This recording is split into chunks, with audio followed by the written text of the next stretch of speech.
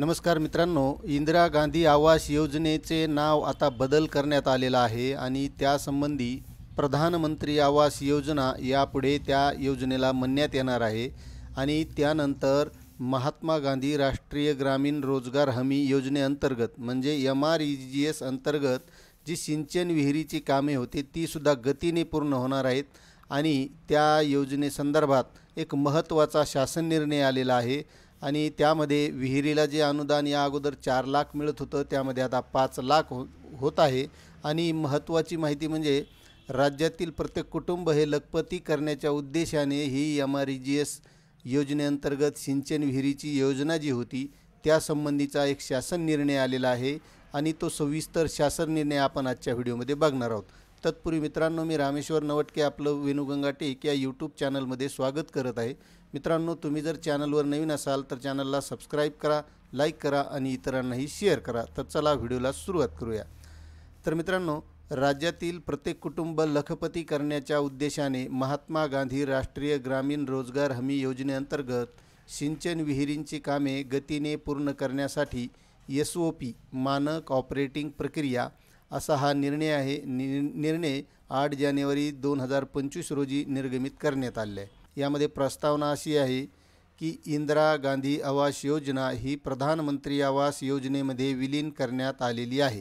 म्हणजे या अगोदर ज्या योजनेचं नाव इंदिरा आवास योजना होतं त्या योजनेचं नाव आता प्रधानमंत्री आवास योजना असं होणार आहे आणि तसेच भोगवटादार वर्ग 2 ची जमीन धारण करणारे भूधारक वाचा येथील शासन निर्णयामधील महात्मा गांधी राष्ट्रीय ग्रामीण रोजगार हमी योजनेअंतर्गत वैयक्तिक सिंचन विहीर लाभाकरिता विहित केलेल्या पात्रता निकषानुसार पात्र ठरत असतील तर अशा भूधारकांची सुद्धा महात्मा गांधी राष्ट्रीय ग्रामीण रोजगार हमी योजनेअंतर्गत वैयक्तिक सिंचन विहीर लाभाकरिता निवड अनुज्ञेय करण्याची बाब शासनाच्या विचाराधीन होती। त्या अनुषंगाने खालीलप्रमाणे शासन निर्णय म्हणजे हे शुद्धीपत्रक निर्गमित करण्यात येत आहे। आता हे शुद्धीपत्रक असं आहे की उपरोक्त वाचा येथील शासन निर्णयामधील मुद्दा क्रमांक 1 लाभधारकाची निवड महात्मा गांधी राष्ट्रीय ग्रामीण रोजगार हमी अधिनियमाच्या परिशिष्ट 1 कलम 1(4) मधील तरतुदीनुसार खालील प्रवर्गासाठी प्राधान्यक्रमाने सिंचन सुविधा म्हणून विहिरीची कामे अनुज्ञेय आहेत।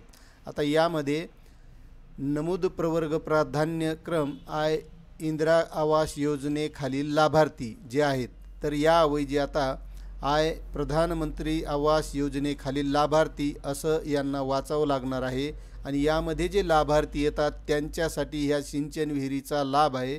उपरोक्त वाचा येथील शासन निर्णय क्रमांकमधील मुद्दा क्रमांक 2 लाभधारकाची पात्रता यामध्ये नमूद केलेले पात्रतेचे निकष अ ते ग नंतर पुढील ओळीचा समावेश करण्यात येत आहे। तो समावेश असा आहे की उपरोक्त विहित केलेल्या पात्रतेच्या निकषानुसार भोगवटादार वर्ग 2 ची जमीन धारण करणारे भूधारक पात्र ठरत असतील तर त्यांची वैयक्तिक सिंचन विहीर लाभाकरिता निवड करता येईल असं या शासन निर्णयामध्ये दिलेलं आहे।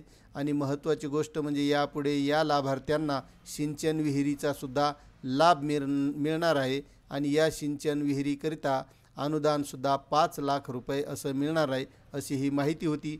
आणि महत्त्वाची गोष्ट म्हणजे जर आपल्याला हा शासन निर्णय सविस्तर वाचायचा असेल तर आपल्या डिस्क्रिप्शनमध्ये सुद्धा याची लिंक दिलेली आहे, त्या लिंकवर जाऊन आपण वाचू शकता अशी ही माहिती होती। आपल्याला माहिती कशी वाटली नक्कीच कमेंट करा आणि चॅनलवर नवीन असाल तर सबस्क्राईब करा, लाईक करा आणि इतरांनाही शेअर करा। धन्यवाद।